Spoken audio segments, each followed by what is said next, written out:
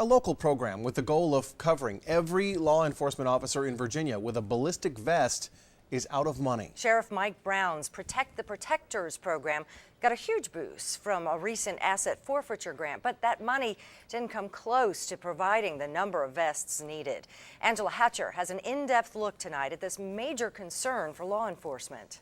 Len and Noreen, the ballistic vest that I'm wearing right now, it was not made for me. It was custom fitted for the deputy who wears it. That fitting ensures that the vest covers the most vulnerable areas such as the torso and under the arms. And this is a bullet that was stopped by a vest like the one I'm wearing. You'll see that in just a minute. Of course, these vests, they don't come cheap. But members of our law enforcement community say we should not be worried about saving money when it comes to something proven to save lives. A suspected drunk driver opened fire on an Albuquerque police officer earlier this year. 17 years ago, a local deputy stopped a driver for the same thing.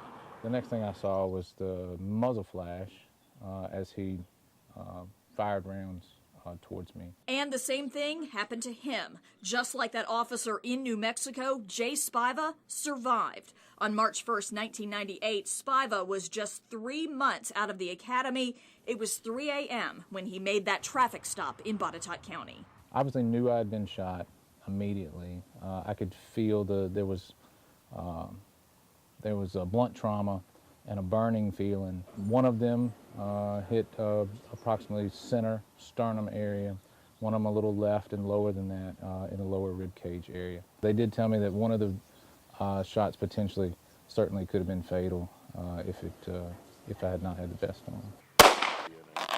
There it is. A .40 caliber bullet fired from Bedford County investigator Steve Smith's pistol at close range. It just barely went in a layer or two. Into a vest that's already past the date. The manufacturer said it should be replaced. We'd never do this test with a vest that's still good. They're too expensive. Had an actual officer been wearing this vest, he'd no doubt be injured, but without it on. So this would be a shoot-to-kill shot.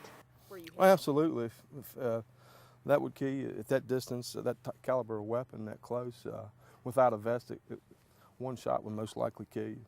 Those layers between an officer and a bullet, the difference between a sheriff visiting his deputy in the hospital or paying his respects at the funeral home. His weapon, his car, his vehicle, his uniform, the vest is part of the uniform. It's not an accessory, it's essential, says Mike Brown. In his nearly 20 years as Bedford County Sheriff, Brown says he's never had to convince county supervisors to keep vests in his budget. But Brown learned that in other communities across Virginia, ballistic vests, which can cost hundreds, if not thousands, are not provided to law enforcement officers. We get inquiries almost every day from law enforcement agencies in Virginia. In 2013, the Protect the Protectors program, founded by Sheriff Brown, was awarded $245,000 from the Abbott Labs asset forfeiture. That money purchased 500 vests for law enforcement officers in every corner of the Commonwealth. Attorney General Mark Herring was in Bedford County for a vest presentation. But it was a one-time deal. Herring's office tells ABC 13 the money handed out for public safety by his predecessor, Ken Cuccinelli, is gone. The massive Abbott Labs settlement, an anomaly. There won't be another round for the 22 agencies on the vest program's wait list to fulfill requests for 300 more vests. Monthly, we'll get several calls saying, hey, we've put in a request for vests, but, do you have any idea, when we'll get them? And we have to tell them, no, we don't. We can issue a gun, badge, uniform, vest, where it's part of the issued equipment. I'd love to be in that position. Danville Sheriff Mike Mondel is not there yet, although his office will use some of its nearly $118,000 from the Abbott Labs settlement to buy vests. Danville is on the Protect the Protectors wait list. Until Mondel is able to cover all 72 sworn deputies, he's in triage mode, trying to decide who gets vests. It's risky business when you're trying to predict, a horrific event, because they happen without notice. I can't imagine a worst case situation if someone were to get hurt and the decision had been made to give someone else the vest, he would carry that the rest of his life. I mean, that's not the kind of decision sheriffs need to be making. But it's a decision Virginia Sheriff's Association Executive Director John Jones knows they are forced to make.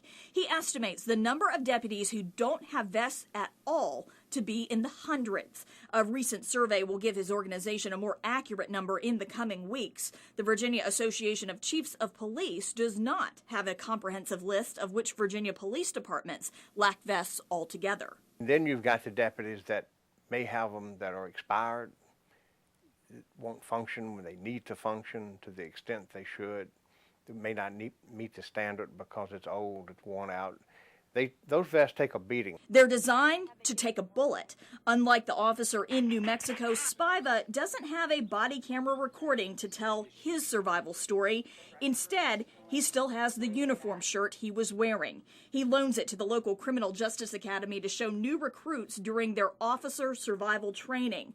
Spiva's vest hangs on the wall at the Botetourt County Sheriff's Office. Deputies have to walk past it to get to their patrol cars.